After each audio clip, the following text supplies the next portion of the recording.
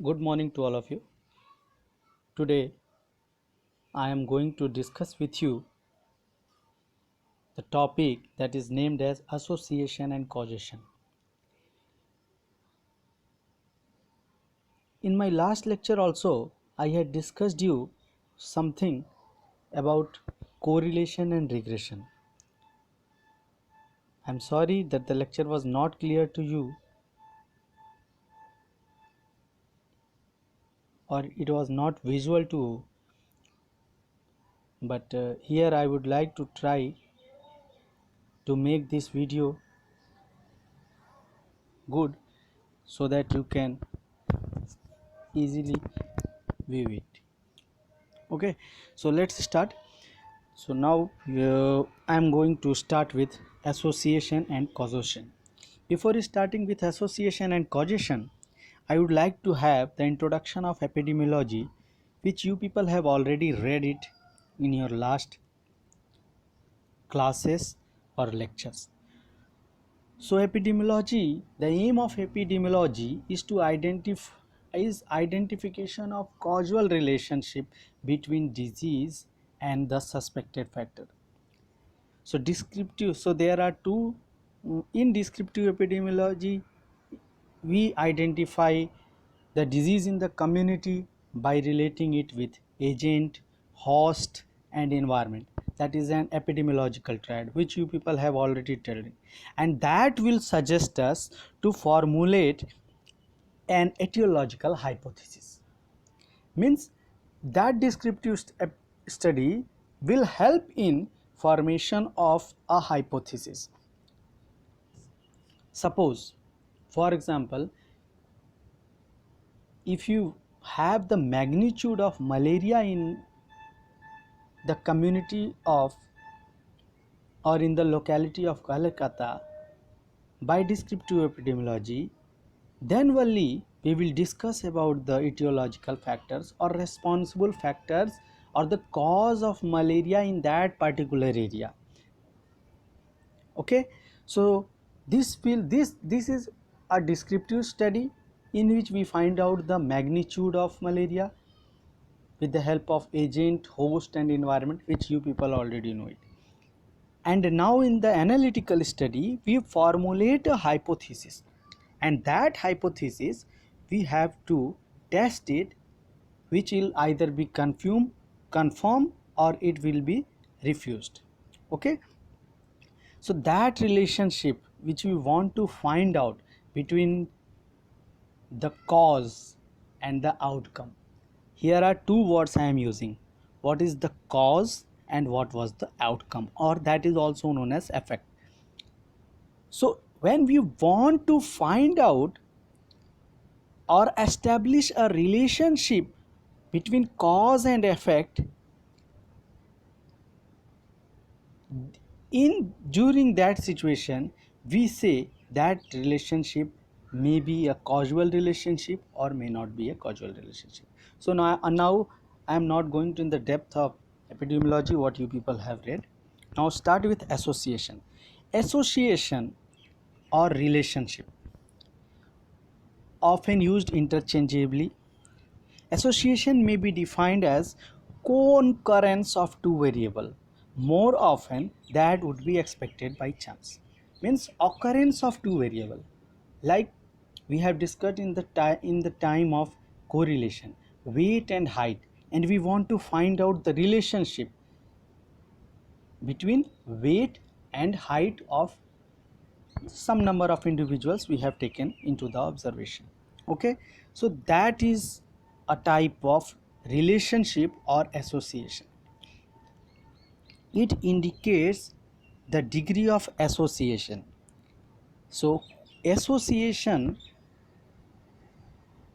has some degree, and that degree of association is measured by, when we talk about linear relationship, that will be measured by small r, and it will be ranges from -1 to +1, which I had already discussed you during the time of correlation.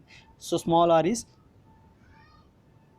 correlation coefficient, Pearson correlation coefficient. But one thing, that is the difference between association and correlation and association and causation is that correlation doesn't imply causation. Means change in weight and height does not mean that by whom which is getting changed. Whether you change in weight, the height will be changed, or whether you change in height, the weight will be changed. It does not imply a causation. So causation, when we talk about causation, we will talk about functional relationship.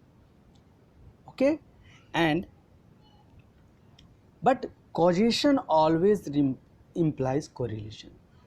So if there is any causation, if there is any causal relationship, means association will always will be there. Okay, now comes to the next one. What is the causation? Causation has come from the word cause. Cause means reason, probable reason.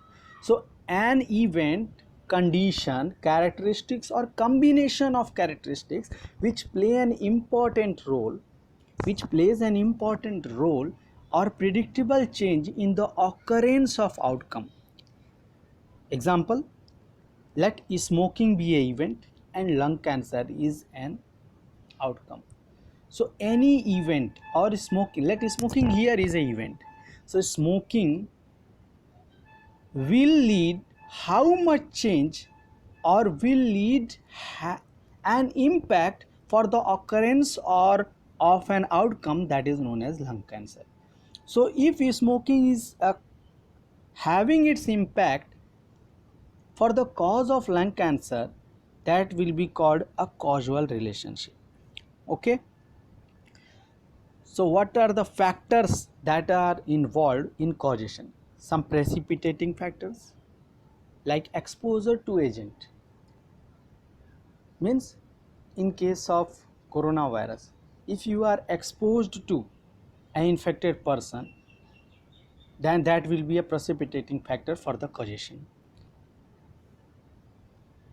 Like if you are exposed to smoking, that will be a precipitating factor for the outcome.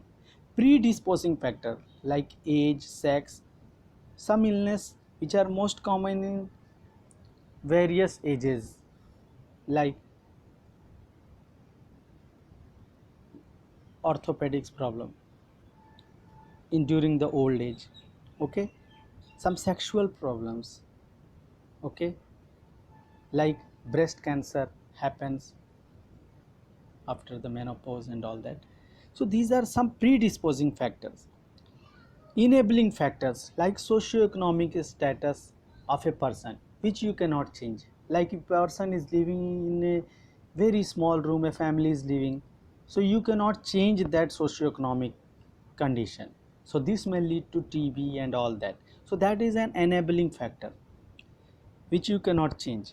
And there are other factors also, like repeated exposure. Suppose a person is living in a asbestos industry or coal mines, he is repeatedly getting the exposure, so he may have the chance of developing a disease like related to lung or chest or all that. So this is about causation. So what are the types of association? So there are, association is broadly classified into three types. One is spurious association, second one is indirect association, and the third one is direct association. So now direct association is again further sub-classified into one-to-one causal relationship and multiple causation. So next slide. So now comes to the first one, that is spurious association. Sometimes we observe that an observed association between a disease and a suspected factor or causal factor may not be real. Like a study which has been done in UK shows the data of perinatal mortality rate. So there are two groups. One group in one group, the 5,147 childbirth at home had happened, and in other group of individuals, out of 1,156 birth happens in hospital. So these two groups were taken, and the perinatal mortality rate was calculated. So it comes to a very surprising result that perinatal mortality rate was high in hospital. So what happened? So these high perinatal in mortality rate was high is not due to the fact that that all the deaths are happening in hospital, but it was concluded that homes are safer risk for the delivery. But such a type of conclusion is spurious conclusion, because high risk women only want to happen their deliveries in the hospital, because those who are at high risk or those who have earlier delivery problems might refer to go to the hospital for their deliveries. So the critical cases are only coming to the hospital. So out of those critical cases, it may happen that perinatal mortality rate will be more. So this, when this type of association is seen, it is known as a type of spurious association. In this, the association is being shown, but in actual there does not exist any type of association like this. Or we can also say that we are not comparing like to the like. Suppose here in the first group we are taking all the pregnant women who are having not, who doesn't have any risk of delivery, they prefer to go for home birth. And those who are having earlier problems in their delivery, or stillbirth happens, or any child has died in the first delivery, they prefer to go to the hospital.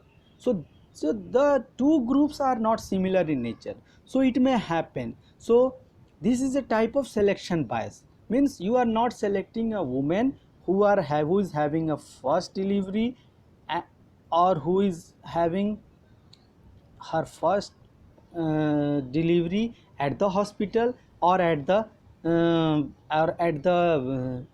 this one at home. So this is not a type of like to like comparison. So if this type of like to like comparison does not happen, this means it is a type of spurious association we will get. So in this case, the type of selection bias is there. Now comes to the next one. This is known as indirect association. Indirect, what is the meaning of indirect? Means there is a relationship between cause and outcome, but another factor is also attached with it. So you write down the definition. It is a statistical association between characteristics of interest and disease due to the presence of another factor, like, and that factor is known as confounding factor. So one is cause, that is independent variable, and outcome is a dependent variable, and the other factor is also attached with it, and that factor is known as a confounding factor. Now what is a confounding variable or confounder? You write down the definition. Any variable which directly or indirectly affect the outcome, like age of a person, sex, socioeconomic status, these are all confounders. Now come to an example of indirect association. So here A and B, A is altitude and B is endemic goiter. So here independent variable is altitude, and outcome is, or dependent variable is, occurrence of endemic goiter. So we want to find out an association between high altitude people and endemic goiter. So thereby comes an association. So usually people found association that those who are living in at high altitude, they are more prone to have a goiter. And there is also a third factor, that is an iodine deficiency. So this iodine deficiency is acting as a confounding variable. So endemic goiter is generally found in high altitude. So hereby there shows an association between altitude and endemic goiter. We know that endemic goiter is not due to altitude but due to environmental deficiency of the iodine. It is due to environmental deficiency. So this implies that the statement or the association does not necessarily mean causation. Okay, so this is one example. Now comes to the second example of confounding factor. McMahon, a study of pancreatic cancer, have studied that there is an association between smoking and lung cancer or CVD. Okay, so here independent factor is smoking. Okay, independent factor is coffee drinking. Okay, and outcome variable is CVD. So smoking is a known cause of CVD.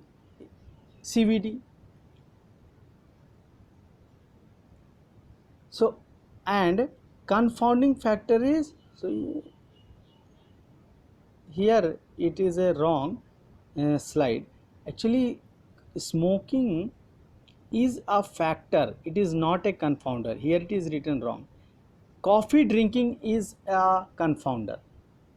Okay, so coffee drinking is associated with both smoking and CVD. So there comes a relationship between coffee drinking and CVD, but in reality there does not happens any link between coffee drinking and CVD.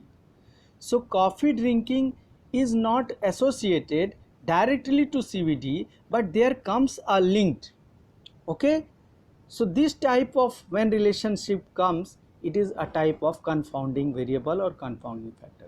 So coffee drinking is not a factor, it is a confounding factor, and smoking is a direct factor for the occurrence of CVD, but those who smoke also drink coffee along with it. So there comes a relationship or a type of wrong association between coffee drinking and CVD. So this coffee drinking is acting as a confounder.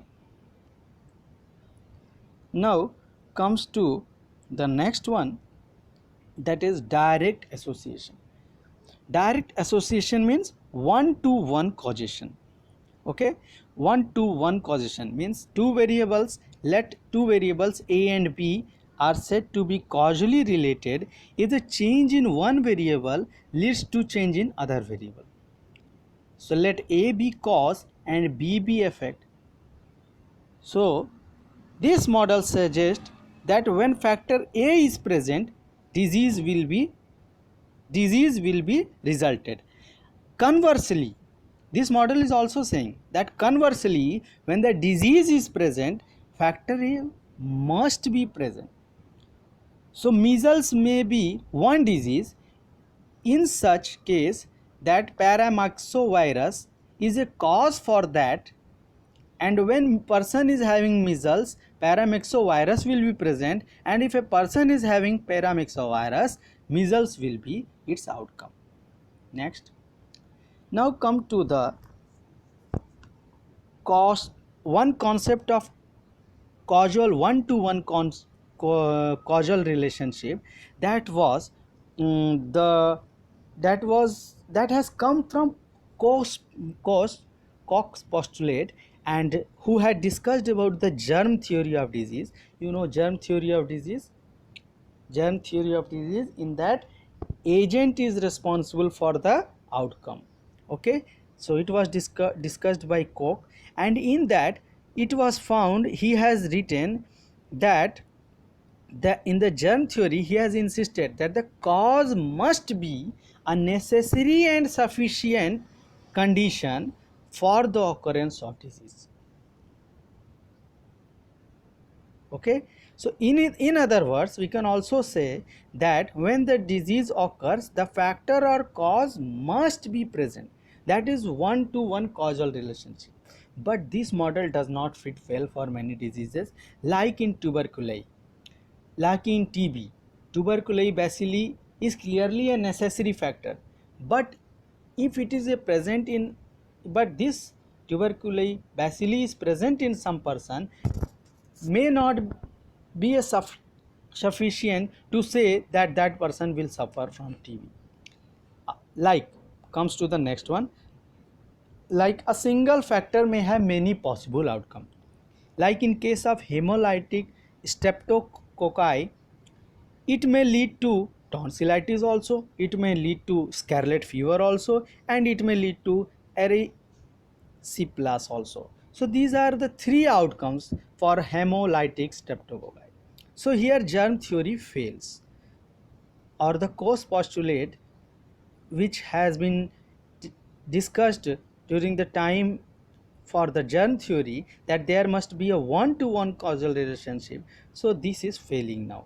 Now next one. So that's why multifactorial causation came into being. In the multiple factorial, the causal thinking is different, in which we consider a non-communicable disease or condition, example CSD, where etiology is multifactorial. In several modern medicine, more than one factor is responsible, and that is leading to a wave of disease or wave of causation. Like in case of lung cancer, pollution, asbestos exposure, and smoking, these are all independent factors for the occurrence of lung cancer. So here one-to-one relationship or cause postulate or is being failed. So, or we can also say that cause postulate is, or one-to-one relationship in causation is oversimplification. We are oversimplifying the things. So this is all about a case of diabetes, where there are many factors, like you say age, genetic factor, smoking, hypertension, various factors, obesity, nutrition, physical activity, and many factors are interrelated. So this is a web for the causation of diabetes mellitus. Now come to the additional criteria for judging causality. There are some additional criteria which is to be discussed before we come to a conclusion that this is a causal relationship, or this there is a causal relationship between effect and outcome. So these are various 6 factors which was, so these 6 factors have been discussed by the general surgeon's report, and it was found that this factor is uh, taken to be into account. So there are some factors like additional criteria, like temporal association, strength of the association, specificity of the association, consistency of the association, biological plausibility, and coherence of the association. Now comes to temporal association. Does, now there comes a question in the mind, does the suspected cause always be preceded before the observed effect? Yes or no? So the basic criteria for causal association is that exposure to be a causative factor, which is a causative factor, must always happen before the onset of disease, or exposure before the disease. There must be some length of interval so that a person might have a risk or incubation period so that the disease may happen, or the length of interval between exposure and disease is very important and this is the basic requirement for the concept of temporal association. Example: lung cancer occurs in smokers of long standing, mean those who are having a long exposure of smoking will turned up into lung cancer. Similarly, those who have 20 or more than years of exposure to asbestos may lead to chest disease or other. Okay, so these observations are compatible with long latent period characteristics. Long latent period is there. Okay, now comes to the next one, that is strength of association. Strength of association is very important to say that whether there is a causal relationship or not. The strength of association is based on the answers of two questions. Number first, is a relative risk large or not? Number second, is there any dose response, dose duration response relationship is there or not? So these two components must be taken into the consideration. Now coming to the first one, that is relative risk larger. So where relative risk is to be computed? Relative risk is to computed in the case of which type of study? Cohort study design, right? So relative is where incidence of the person, those who are giving the exposure is computed, and incidence among non-exposed will be computed, that how many persons develop the disease after having this exposure divided by how many persons develop the disease those who not exposed with that.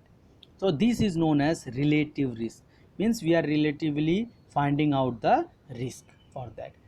Now what is the, we had, you people have already have this class of computation of relative risk and odds ratio, but still I am telling you that what is the important in coming to a conclusion of causal relationship. So how you have to know about the relative risk, about the strength of that association. If strength is there, you can say that there is a causal relationship. Like if relative risk comes to 1, this means there is no association. If relative risk comes to more than 1, we say it is a positive causal association. If relative risk comes to 1 less than 1, it is a negatively associated or probably a protective factor. Similarly, you have to compute, if you do a case control study, you want to find out the effect of smoking on lung cancer, you might have lung cancer cases and control cases and non-lung cancer people with you at the beginning of the study. You retrospectively go backward and find out whether these people have exposure of smoking or not, and you will get a 2 by 2 table like this, like cases means lung cancer cases and non-lung cancer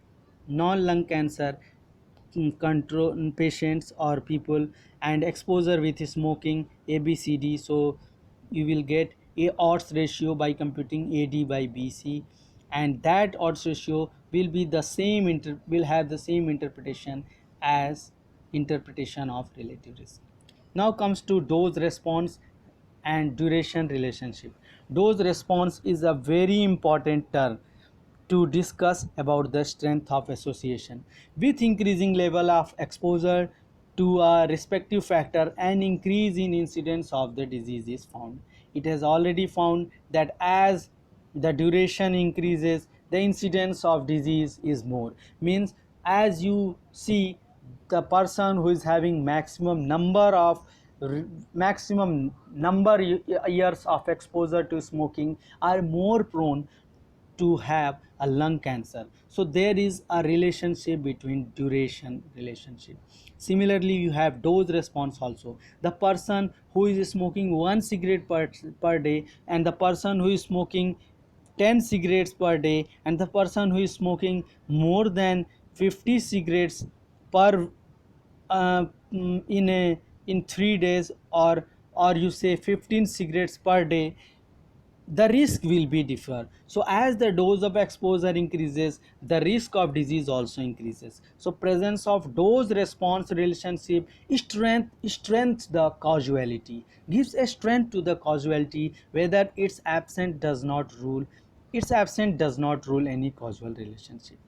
Whereas in some cases we say that a threshold may exist. No cases, no disease may develop up to a certain level of exposure or threshold.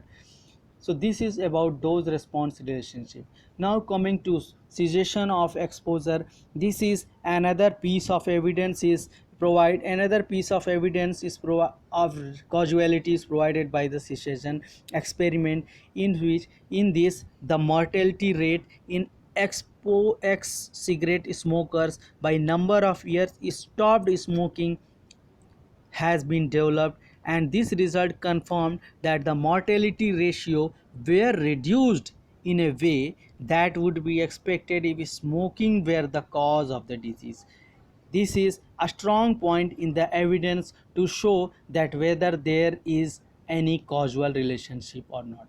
This means at the factor, if a factor is a cause of disease and if we seize it, you will get some incline or decline in the outcome. This means that this exposure is really a causal factor for that outcome.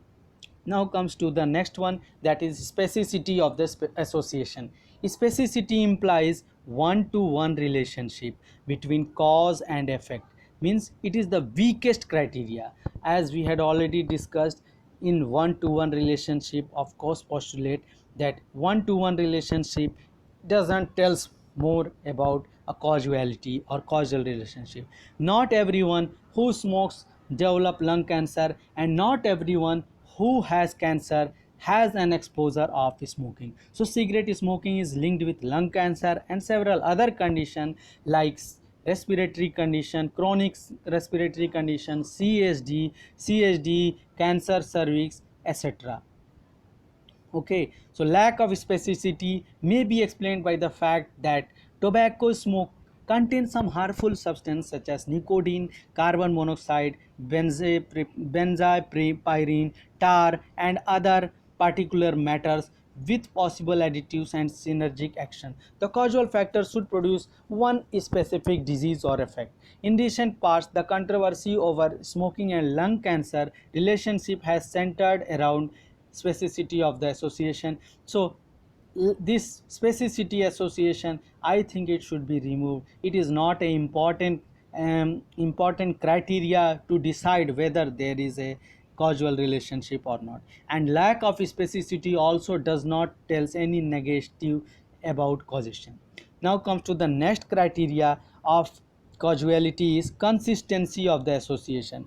Means if a relationship is causal, we may expect consistently that if I would done a study between smoking and lung cancer, a person sitting in America or China or in African countries or any other country finds the same type of association, we say that consistently we are getting the association. So this is an important thing or criteria by which we say that causal association will be there. So like causal association, many if like studies are found are having a similar result, this means we are having a consistency in the result, and we say that that is a causal association.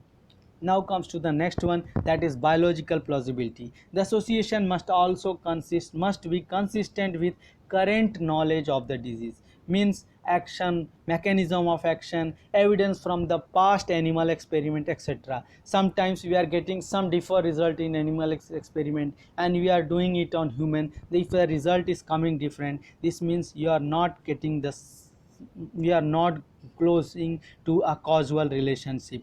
Sometimes lack of plausibility may simply be due to lack of insufficient knowledge or about the pathogenesis of the disease. Now comes to the coherence of association, means this association will be coherent with the known facts of relevant origin.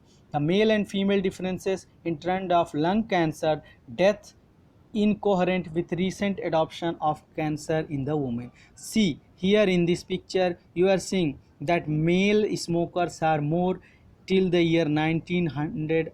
As the year increases, male smokers are more. Here in the left hand side you are seeing the number of cigarette smoked person per year, and that is increasing. And here also on the right side, annual death of lung cancer per thousand population, it is also rising up in the team in the form of, in the during the case of male. You see, from up to 1900 there were no cases for females, but in 1920 the female started rising up to 90. So it is also coherent with male in outcome also. So coherence of association is it is an also an important criteria for judging whether there is a causal relationship or not.